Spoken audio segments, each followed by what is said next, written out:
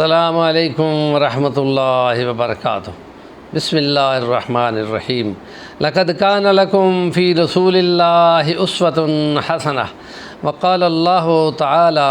لقد من اللہ علی المؤمنین اذ بعث فیہم رسولا من انفسہم یتلو علیہم آیاتہ ویزکیہم ویعلمہم الکتاب والحکمہ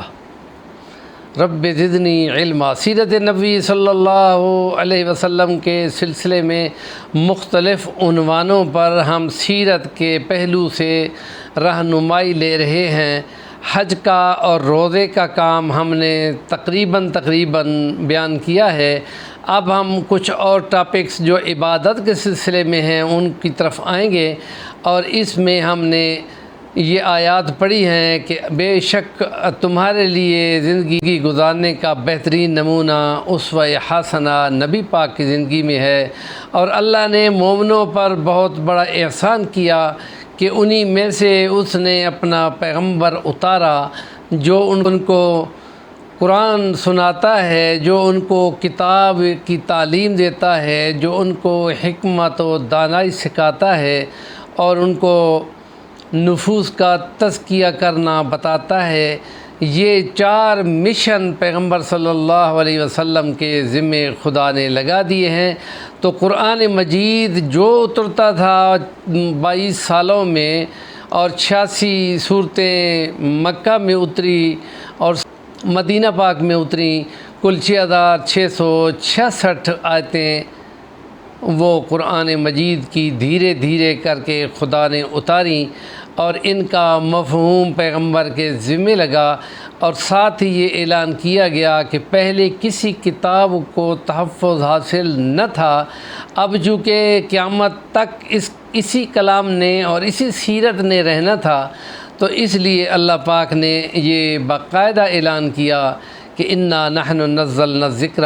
وَإِنَّا لَهُ لَحَافِظُونَ، ہم ہی ہیں اس کو اتارنے والے، اور اس نصیحت کو اور ذکر کو، اس کو قرآن کو بے شمار نام قرآن نے بیان کیے ہیں، اور ہم ہی اس کے محافظ ہیں۔ تو جو اس کے معنی ہیں وہ پیغمبر نے بیان کر دیے ہیں، اب کوئی دوسرا اپنی رائے سے کوئی مطلب اور کوئی معنی نہیں نکال سکتا، اس لیے کہ وہ معنی بھی محفوظ ہیں، اور آپ صلی اللہ علیہ وسلم نے اس تعلیم کتاب میں اس تمام چیز کو اپنی زندگی میں بیان فرما دیا تھا، اور بندوں کے نفوس کے تزکیے میں بھی مختلف مراحل اسی کی ترتیب میں آئے ہیں، اور حکمت و دانائی بھی اسی کے ذیل میں آئی ہے، جو نبی کریم کی زبان اطہر سے من جانب اللہ اتری ہے۔ تو جو قرآن کی تشریح بھی ہو سکتی ہے، اور قرآن کے ساتھ کچھ زائد بھی ہو سکتی ہے، ان میں سے جو بھی نبی کا فرمان ہوگا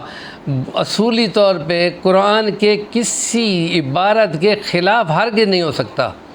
چونکہ وہ روایت ہو کے آتا ہے، تو اس لیے اس کی باقاعدہ ترتیب ہے، اور اس کو محفوظ رکھنا ہے، اور اس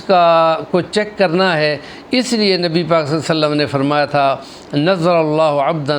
سمع مقالتی فحفظها ووعاها واداها کما ہی، اللہ اس کے چہرے کو روشن رکھے کہ جو میری باتوں کو سنتا ہے، محفوظ رکھتا ہے، اور جیسا کہ حق ہے وہ ان کو آگے پہنچاتا ہے، اور ساتھ ہی اس کی وارننگ بھی دے دی کہ جس کسی نے اپنی جانب سے کوئی بنا کر میری طرف منسوب کر دیا اس کا ٹھکانہ جہنم ہے۔ تو جو احادیث کے سلسلے میں اسماء الرجال کی کتابیں ہیں وہ اسی پہلو کا مظہر ہیں، اور اس لیے نبی پاک نے فرما دیا تھا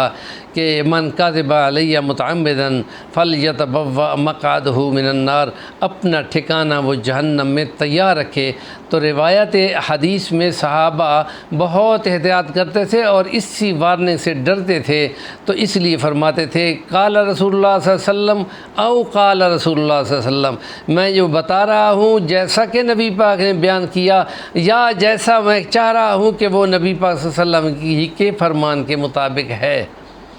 تو اس سلسلے میں ہم اب